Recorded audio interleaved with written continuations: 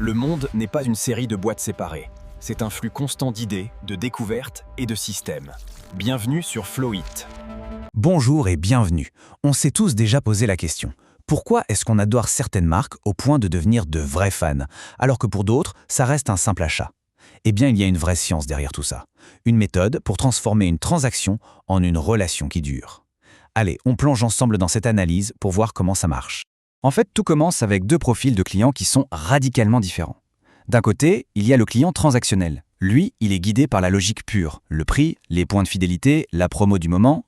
Il est opportuniste et franchement, il partira sans hésiter dès qu'il trouvera une meilleure offre ailleurs. Et puis, il y a le client émotionnel. Ah, lui, c'est une toute autre histoire. Son moteur, c'est l'attachement.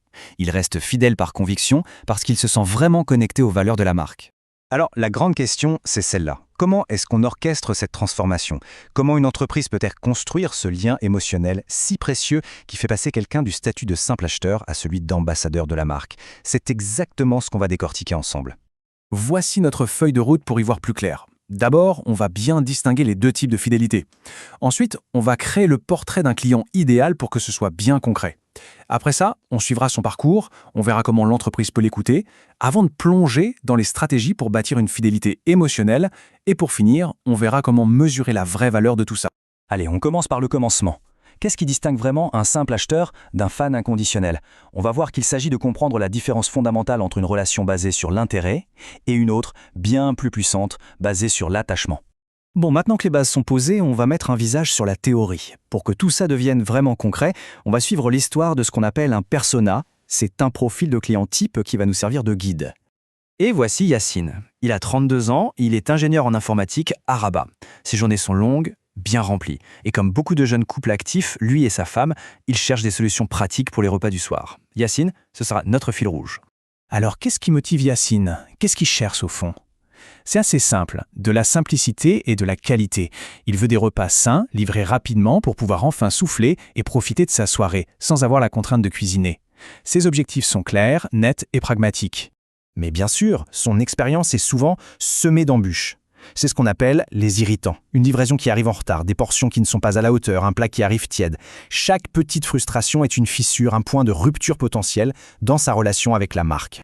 Et cette phrase, elle résume absolument tout son état d'esprit. Ce n'est pas juste une commande pour lui. C'est la promesse d'un moment de calme, d'un moment de partage à deux, après une grosse journée. C'est ce besoin fondamental que l'entreprise doit absolument comprendre et satisfaire.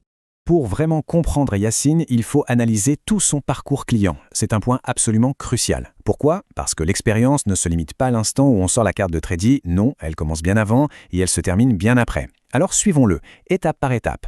En gros, son parcours, on peut le découper en 3 grandes phases.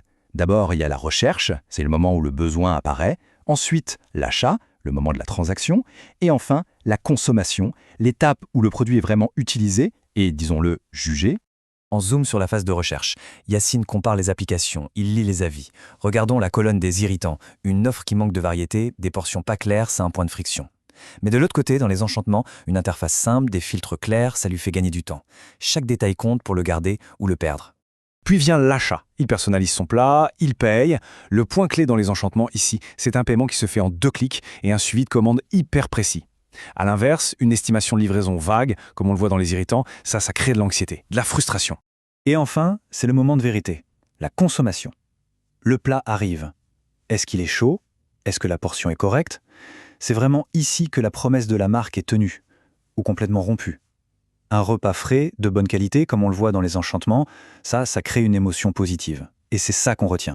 Identifier tous ces irritants, c'est bien, c'est un bon début, mais honnêtement, ça ne sert à rien si l'entreprise ne fait rien derrière. C'est là qu'intervient le vrai secret. Écouter activement pour améliorer constamment l'expérience. Allez, prenons un exemple concret tiré du parcours de Yacine.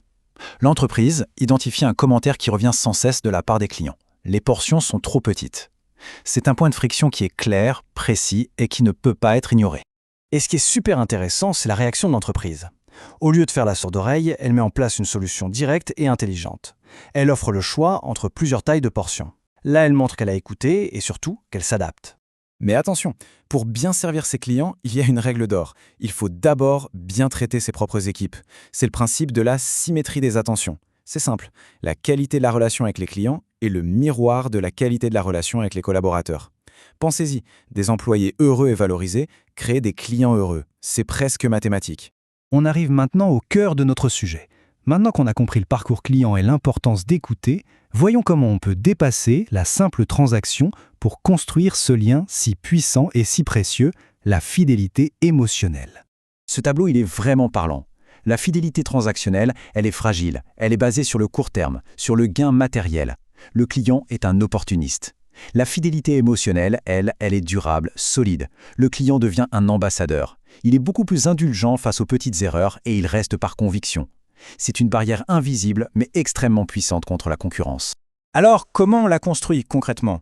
Eh bien, ça repose sur 3 piliers. Premièrement, l'empathie et le service, pour créer une vraie connexion humaine. Deuxièmement, la personnalisation. C'est un peu comme quand Netflix vous suggère la série parfaite en anticipant vos goûts. Et troisièmement, l'exclusivité, pour donner au client le sentiment d'être spécial, privilégié, par exemple avec un accès en avant-première à des ventes. Pour finir, tout ce travail pour créer un lien émotionnel, il doit pouvoir se mesurer. Après tout, on le sait, ce qui ne se mesure pas ne s'améliore pas. Il faut donc des outils pour évaluer la vraie valeur d'un client fidèle. L'un des outils les plus connus pour ça, c'est le fameux Net Promoter Score, ou NPS. Sur une simple échelle de 0 à 10, il permet de classer les clients. Et les plus précieux, ce sont les promoteurs, ceux qui mettent 9 ou 10. Eux, ce sont les fans, les vrais ambassadeurs qui vont recommander activement la marque autour d'eux et donc créer énormément de valeur. Et tout ça, ça nous amène à une dernière question, une question de réflexion pour soi-même. Quelle est la marque qui a vraiment réussi à gagner notre loyauté? Pas juste notre portefeuille, mais notre cœur, au point de nous transformer, nous aussi, en l'un de ses plus fervents défenseurs. La réponse à cette question en dit très très long sur la puissance de la fidélité émotionnelle. Si vous avez appris quelque chose aujourd'hui, ma mission est remplie. La curiosité est la clé, alors ne vous arrêtez jamais d'explorer.